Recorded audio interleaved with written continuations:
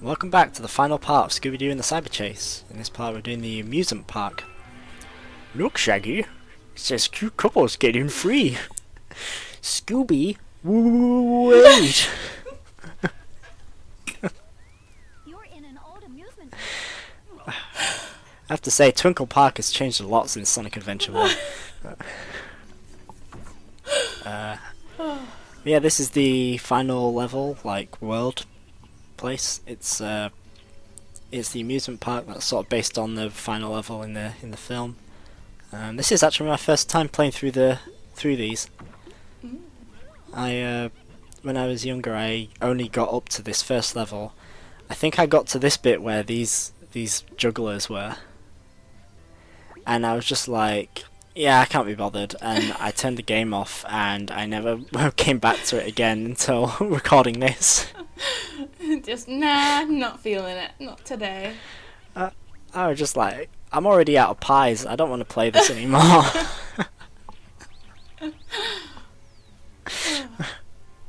Not for the fact that it's, clowns. No. Oh, I don't mind clowns. I'm not too bad with them, as long as they're not being all creepy and stood still. That's what makes me uncomfortable. Yeah. No, like, I've never had a problem with clowns, but I think that's because the first clown I knew was Ronald McDonald, so... It's the only clown we need. He's always a good clown to start on. Good old Ronald. I'm getting, like, Alice in Wonderland kind of vibes at the moment. Oh, because of all the rabbits.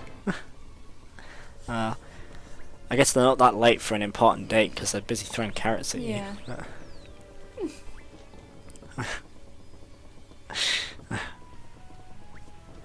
And this feels very out of nowhere, like floating logs. Yeah. The only thing I can like make a connection to is like Scooby does go on a log ride in the film. Have you seen Scooby-Doo and the Cyber Chase? Oh, like a long time ago. I can barely remember it. Okay, so but you do know that they meet yeah. their cyber like counterparts. Yeah. Okay.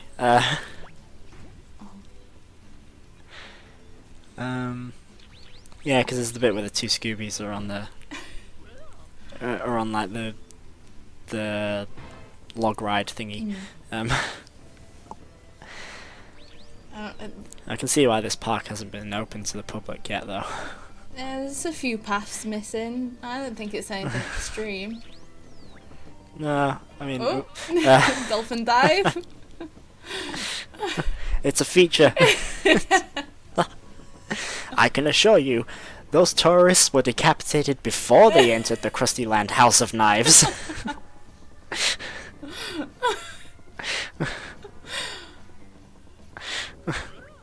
Oh, I would definitely be so bad at this bit. I think if I did play this back then, when I first got to this level, I wouldn't have got past it. I was actually really surprised with myself that I beat this game without getting a game over. I genuinely thought I would have to... I'd either get a game over or I would have had to go back and grind for some lives. Yeah. No, well done on that then. Thank you. I tried to please. Always. It's all good.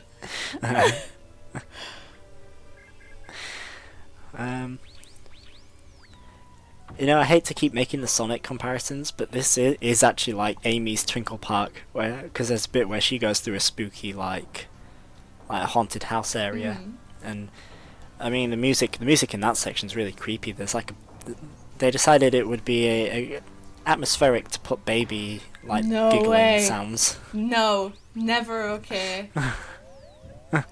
Cannot stand that. Oh, and there's Count Suck. Oh,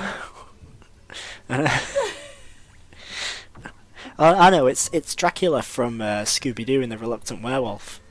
Oh, and they're swinging axes. That is just that's just Crash Bandicoot. Yeah.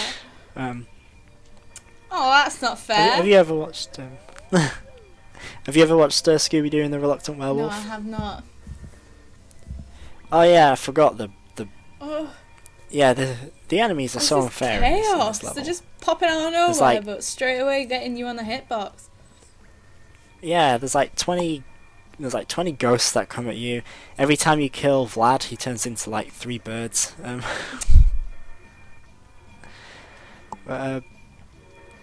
Yeah, Scooby-Doo and the Reluctant Werewolf is one of the few Scooby-Doo films I had on VHS growing up. I remember I was at my grandparents' house, and it was on TV, but it was only like the end of it. Yeah. And I was like, it's Shaggy, and he's wearing a red shirt. What? I've never seen him wear a red shirt before. That looks so cool. See, when my little brain would go, nope, It's that's not right, that's not right, you can't have that, why is it not green? I think I was more impressed at the fact that he was wearing blue trousers, and I was like, finally, he's wearing jeans that are normal colour. And I remember seeing it, and I was just like, oh, this looks really cool. I want to watch it. And the film is not actually as good as I remember it, but I didn't know what the film was called. And being like a like 6-year-old or whatever, I was just telling my parents, oh, it's called Scooby-Doo and the Werewolf. It has to be called that. Or it's called Scooby-Doo and the Vampire. It has to be called Scooby-Doo and the Vampire. So then I was like, I really want it. And then one day I think it was my mum came home with a VHS. Yeah. And it was a Scooby-Doo film, but it wasn't that one. It was a different one about a vampire. And I was like, this isn't that one. And then I think we were in Boots, where they were just selling like random VHSs. Yeah.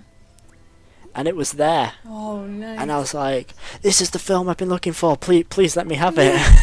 Please tell me you got it after all the searching. Oh, yeah, I did. Good, I'm glad. This area is very pretty. I really like this. This is funky.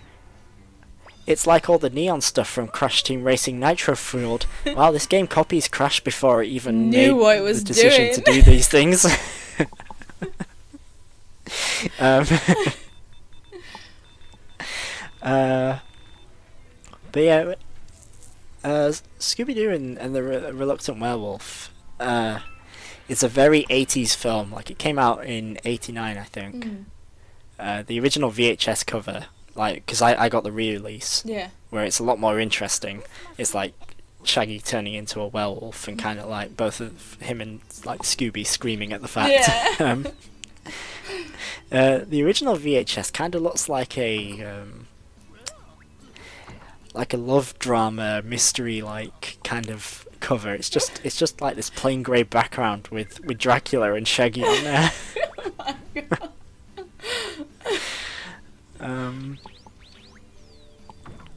But it's so 80s because of like one main thing, like this big trope that always happened in 80s cartoons, and that's there's always someone with a speech impediment. Always. There's always someone who has to speak in a very annoying manner, and I don't mean that they've got a lisp, because you can have characters with lisps that actually sound very good. Yeah. Like Fleetfoot in MLP. Yeah, okay. She's got a lisp, but there's nothing annoying about it. But 80s cartoons, it's always someone has to talk in a really gremlin voice. Or they have to speak in a way that's totally unintelligible. So in the case of Scooby-Doo and the Reluctant Werewolf, there are these two twins who are like Dracula's goons. Yeah. And one of them speaks in a very posh voice. Okay. And the other has his tongue always sticking out, and he speaks like and you can't understand what he's saying, and that's the point. And they did that so much in the 80s, and it's so bad. It's like Captain N, Captain N is a very terrible show. I haven't even heard of it. I don't know if they showed it much in this country. It's a program about this guy who he goes on adventures with video game characters. But the video game characters are nothing like their actual in-game counterparts. Oh, okay. So like, there's like Simon Belmont from Castlevania, but instead of looking like a medieval German guy, he looks like a aviator. Mega Man is this little green goblin guy. Oh. And he talks like this all the time. And You sound like that woman from Emperor's New Groove. Don't get all the time. no problem, honey. We do this kind of stuff all the time. Brilliant. But Mega Man also has the other trope where they have to put an annoying, not just annoying, speech impediment, but also a mannerism. So they have it so every sentence he has to include the word mega. Oh no. It's like, I will mega shoot them with my mega gun, or something like that. No, I can't take it.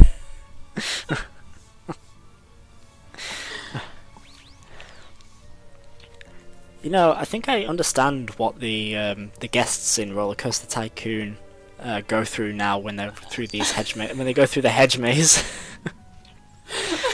Like, can you imagine a park like this in Roller Coaster Tycoon? It gets shut down in a week, and everyone would be dead. People still stuck on rides. I can't afford to go into toilet 13.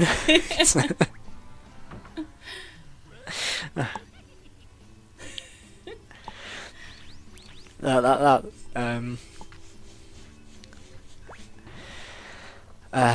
is a game that I've thought about let's playing, but I realise you spend a lot of the time waiting. It's not really anything interesting to commentate over. But it would be fun to just make something and just kill everyone on it. Yeah, it's why I love Sims. Yeah, I was just about to say it. If you don't have Sims and you need a firebox, well, you can't exactly do that. You can have an explosion box with the roller coasters, or you can have a water box and drown everyone. Well, you can just constantly make them throw up, can't you? That's the worst kind of torture. From dizziness from the rides. Now these catapults are they're a bit weird. You have to double jump immediately, and they try and like trick you by like giving all these extra lives, but the controls just don't work for you to be able to go diagonally. I think they intended for you to go diagonally, but it just doesn't work. It doesn't launch you. It's going too quick for how much you can go across. Yeah. So what I found out eventually is you have to double jump immediately instead of towards the end of your jump. Right, okay. It's about getting height over distance. Okay. And then you can make it. Another happy landing. Oh my. I feel like I should clap for that one. That was one that was so obvious I didn't even think about.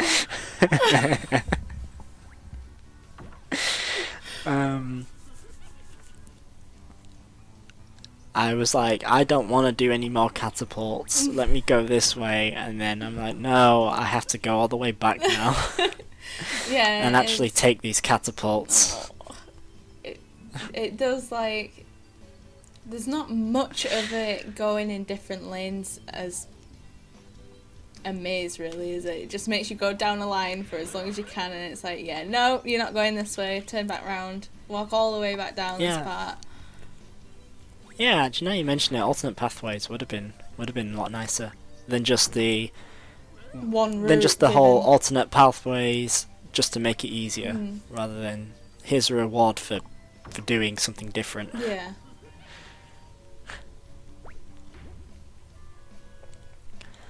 I think we are nearing the end of this level, though. I think. I know there's quite a few more catapults coming up.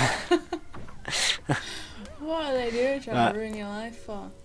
But yeah, this level is significantly longer than like all the other ones. I feel like they put a lot of effort into this one. Like, there's all these new enemies. Yeah, because that's something actually. There's not these two levels have a lot of unique enemies, whereas like in all the other ones there was a lot of repeating. Yeah. Kind of more so the generic ones. Yeah. Oh look, it's Miss Your Hood. You know what? I sang it in my head and then I was like, you know what? I'm not doing it. Not so new into the channel, no I way. take my little sword and let me through your heart. Blue flower, red bone. Blue flower, red bone. Hey, aren't dogs colourblind? I believe so. Yeah, so I guess you could send Scooby to get them. Send them away for a bit.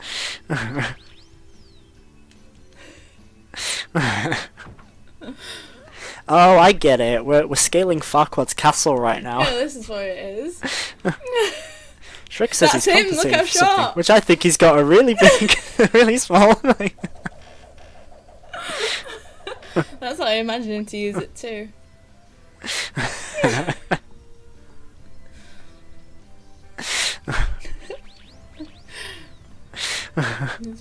And as for you, my queen, I'll have you locked in that tower for the rest of your days. No, kiss me. These Scooby snacks are all to nothing. And this marriage is binding. And that makes me king. See?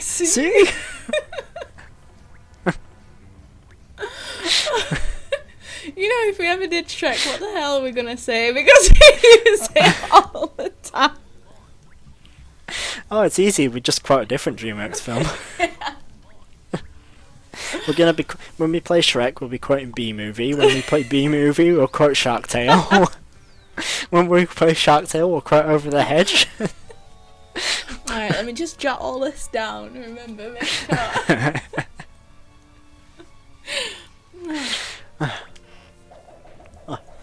Oh, this reminds me of this is a bit of a long shot. This just made me think of Spyro. Spyro.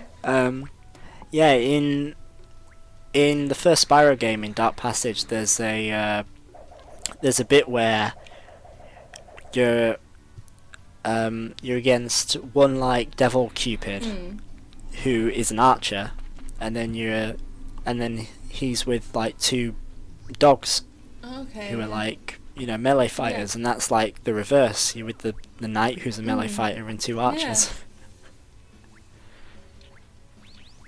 Not a long shot.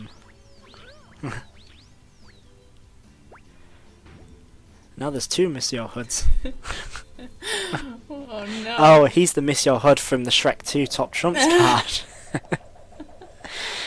I never understood that, why in the Shrek 2 Top Trumps card, like Miss Your Hood was a card. The one that's even more confusing is why the Mama Bear is a card. She's dead. She's not dead. Stop putting that in my mind. I'm not believing it. Well, if she's not dead, she's definitely not in Shrek 2. She's not. She went to Mexico. I'm not sure, but she's not. She can't be. I'll be in tears. Now it's time for the final boss. This final boss sucks. Oh, okay. You putting the standards there right away. It's not a bad boss in concept. They just kind of messed it up a little bit. It's definitely not that frustrating. You just gotta keep you cool. Okay. The biggest problem is it feels a little strict in timing. Okay. And some of the Phantom's movements feel a bit unpredictable. Like right here, he's moving in a figure of 8, but sometimes you won't know that.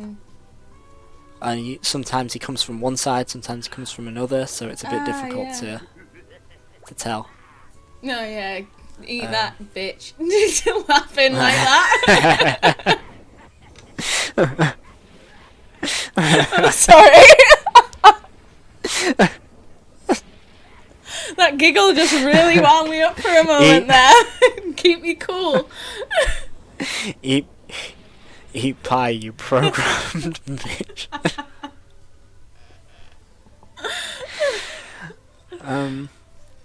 No, I weren't impressed with him giggling then at hitting. At least as a...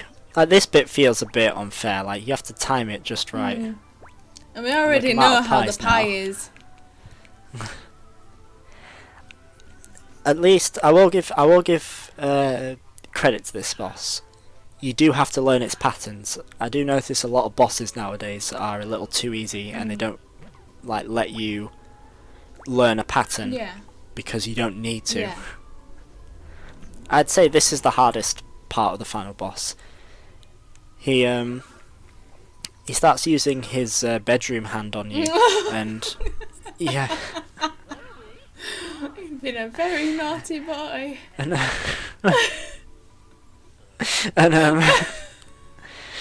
it's so difficult to avoid because he only uses his right hand, but why would you know that already? Yeah.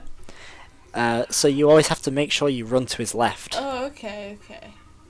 And even then, it's like you're basically having to make a super tight turn to his left hand. Yeah. Because even if you run to his left, it's not enough. You have to run in a very specific manner. Yeah.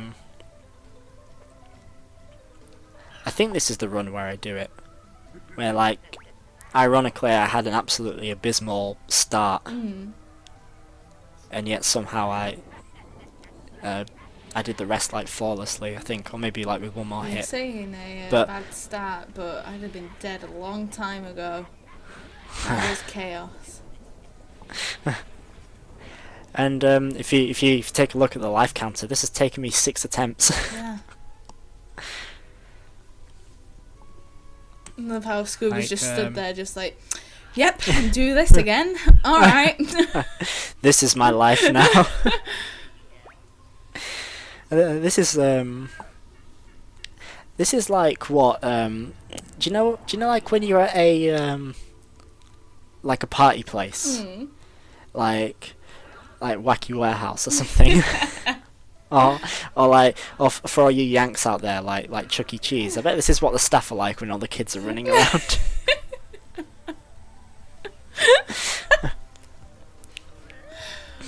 It's just the same with menus. And there we have the Phantom Virus is defeated. We didn't actually. The thing is, we haven't actually eliminated him. Like, we've just stopped him in a sense.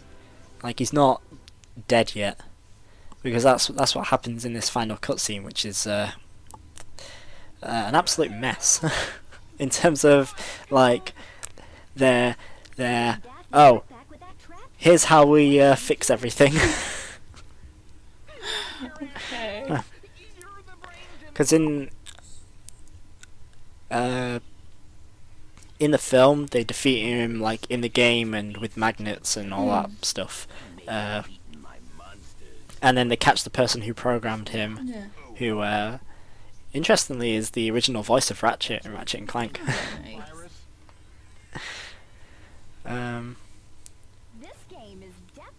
But Fred's just like Fred's face is Fred's not doing just okay like personal organizer go brrr, and It genuinely looked like he should have just Just gone, like- hey.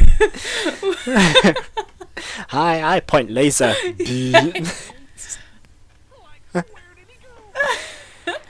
So the reason why they were able to defeat him is Velma's personal organizer has antivirus technology. Like, I don't think. Look, and Fred says that with that. Like, look at the face he's pulling while he's holding that. He's that dad who knows how to use Windows videos. That has no idea what he's talking about. you're so right. I got the whole family installed on our computer. Stupid to come back.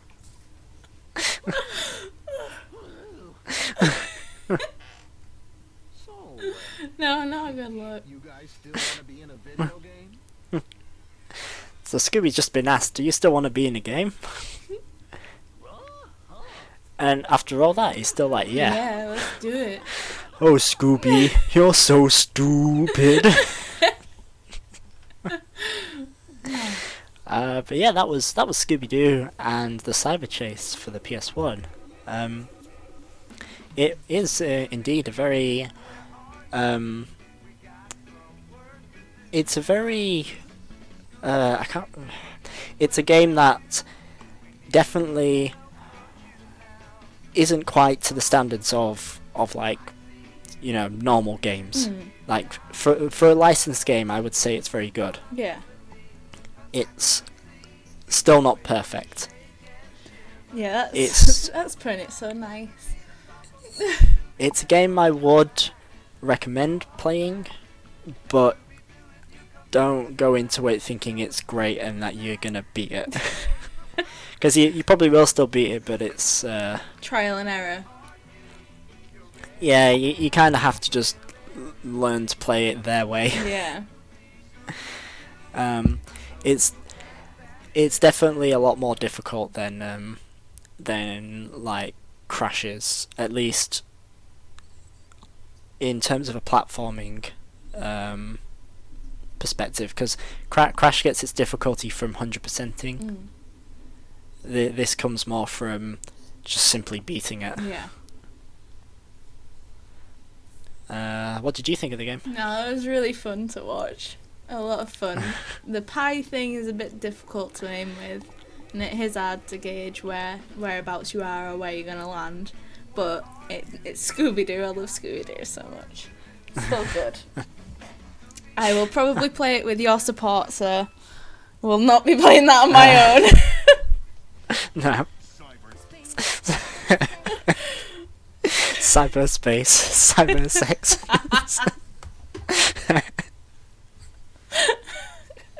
I forgot I added that in the end.